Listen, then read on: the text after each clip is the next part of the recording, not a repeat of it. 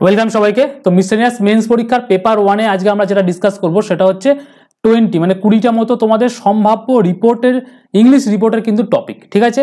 একদম evergreen topic আছে, পরীক্ষায় আসার মতো টপিক আছে। খাতা এবং পেন্সিল নিয়ে বসে যাও বা পেন নিয়ে বসে যাও, এই 20টা টপিক তোমরা ভালো করে বাড়িতে প্র্যাকটিস করবে। মেনলি এটা মিসেলিনিয়াস এবং ক্লার্কশিপ দুটোর জন্যই কিন্তু তোমাদের প্র্যাকটিস করা যেতে পারে, ঠিক আছে? কম বেশি তোমাদের মিসেলিনিয়াস পরীক্ষার জন্য আমি এটা লিখেছি এখানে, কম বেশি তোমাদের ওয়ার্ড লিমিট যেটা থাকে নট মোর দেন 200 ওয়ার্ড, মানে 200 ওয়ার্ডের ভিতরে কিন্তু তোমাদের এই পুরো টপিকটা কিন্তু কমপ্লিট করতে হবে, মানে রিপোর্টটাকে কমপ্লিট করতে হবে। যেরকম আমরা এই টপিকগুলো তোমরা হয়তো বলে দাদা এই যে COP29 তো আমরা জিএসও আমরা পড়েছি, জিএস এর কিন্তু লেখার ধরনটা আলাদা, এখানে তোমাকে এডিটোরিয়াল রিপোর্ট লিখতে হবে, যেহেতু এখানে কিন্তু ধর পুরো জিনিসটাই কিন্তু আলাদা, টপিকটা এক হতে পারে কিন্তু লেখার প্যাটার্নটা কিন্তু পুরোটাই আলাদা। সেটা যদি তোমরা না জেনে থাকো তোমাকে কিন্তু ভালো করে আগে শিখতে হবে, তারপর তুমি লিখতে হবে। তুমি মিসেলিনিয়াস মেন্স বলো, ক্লার্কশিপ মেন্স বলো, যে কোনো পরীক্ষায় তুমি দাও না কেন তোমাকে কিন্তু লেখার প্যাটার্নটা কিন্তু আগে শিখতে হবে, তারপর তুমি করতে পারবে, ঠিক আছে? তাহলে আমাদের টপিক লিস্টে তুমি খাতা পেন নিয়ে বসে যাও, আমি একটা একটা করে টপিক বলছি, 20খানা টপিক আছে, বেশি টপিক নেই, 20টা টপিক তোমাদেরকে আমি বলে দিচ্ছি, তোমরা এখন গো থ্রু করো।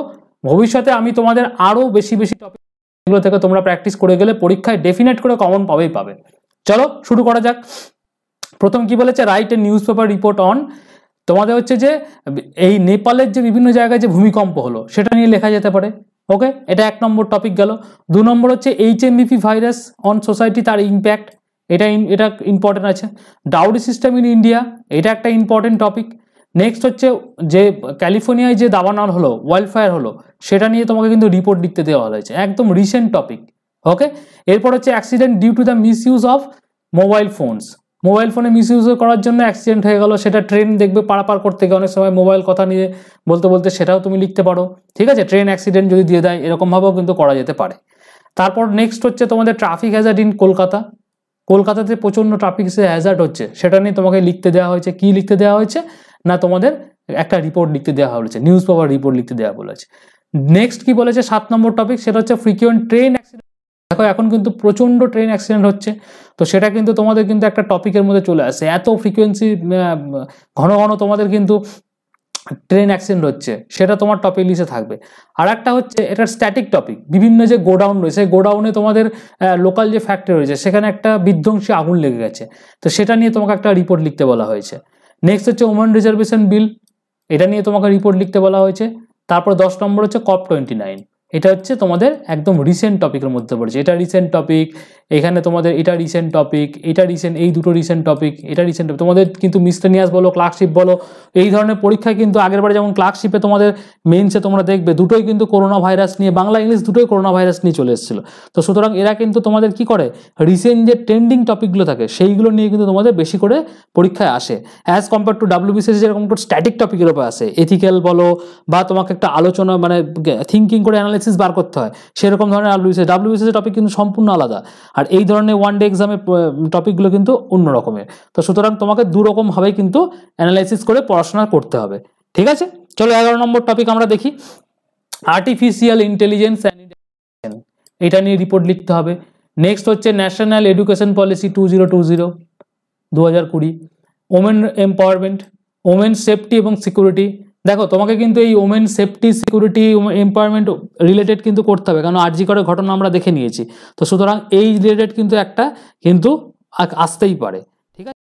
এরপর হচ্ছে যে মদ্যপান করে যে ড্রাইভিং করার ফলে যে কিছু অ্যাক্সিডেন্ট হচ্ছে সেটা, এগুলো হচ্ছে তোমাদের অ্যাওয়ারনেস প্রোগ্রামের মতো যেগুলো থাকে না, যে তোমাদের এই যে ডেঙ্গু এপিডেমিক রয়েছে, হ্যাঁ, যেটা তোমাদের লোকালিটিতে হয়েছে, এইগুলো স্ট্যাটিক টপিকের মধ্যে পড়ে। ব্লাড ডোনেশন ক্যাম্প, এগুলো স্ট্যাটিক টপিকের মধ্যে পড়বে, ঠিক আছে?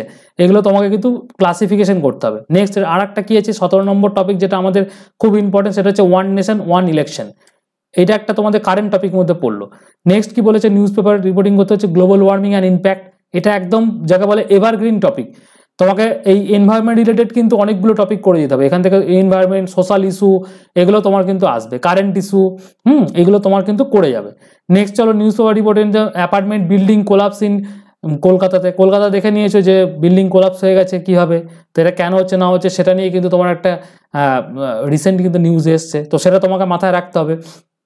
আর লেটেস্ট যেটা হলো সেটা হচ্ছে যে আজারবাইজান যে প্লেন ক্র্যাশ হলো সেটা নিয়ে তোমাকে একটা রিপোর্ট লিখতে বলা হয়েছে। এখানে আমি 20টা টপিক দিলাম তোমাদের, during the period of time আমি আস্তে আস্তে 20, তারপরে 40, 50 এরকম করে সব মিলিয়ে 100 খানা করে টপিক সব পরীক্ষার জন্য, সব মানে তোমাদের ধরো রিপোর্টের দিলাম 100টা, জিএস এর দিলাম 100টা, এরকম করে তোমাদের আমি নিয়ে আসবো।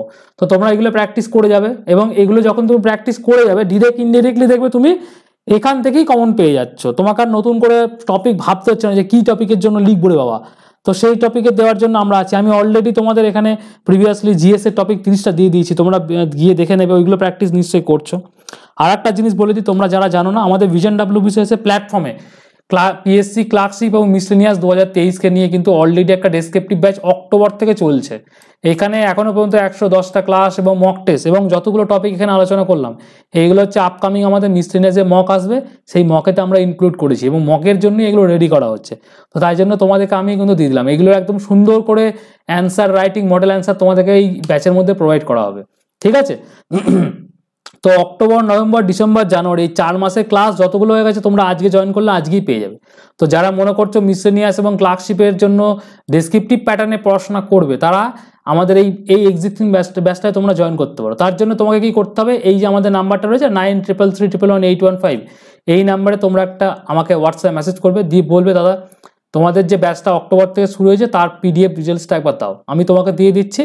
আর তোমাদের যতগুলো পরীক্ষা নেওয়া হয়ে গেছে, 3টে মক অলরেডি হয়ে গেছে, 110-এর প্লাস তোমাদের ক্লাস হয়ে গেছে, তারপরে তোমাদের PDF মেটেরিয়াল সমস্ত কিছু আপডেট করা হয়ে গেছে, শর্ট নোটসের জিকে থেকে আরম্ভ করে সমস্ত কিছু সব তোমরা একেবারেই পেয়ে যাবে, ঠিক আছে?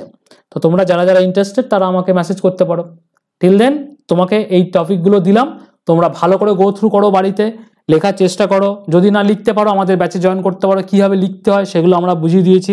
জিএসের ক্ষেত্রে কীভাবে লিখতে হয়, ইংলিশের ক্ষেত্রে কীভাবে লিখতে হয়, অলরেডি আমাদের ব্যাচেতে ওই ইন্ট্রোডাক্টরি ভিডিওগুলো কমপ্লিট করা হয়ে গেছে, এখন প্র্যাকটিস সেশন চলছে, তো তোমরা ওটাকে জয়েন করতে পারো, ঠিক আছে? বাকি তোমরা এই টপিকগুলো নিয়ে নিজের মতো করে লিখতেও পারো, দুরকমই তোমাদের কাছে অ্যাভেলেবেল রয়েছে, কোনো কিছুই কম্পালসারি কিন্তু নয়। Till then, thank you.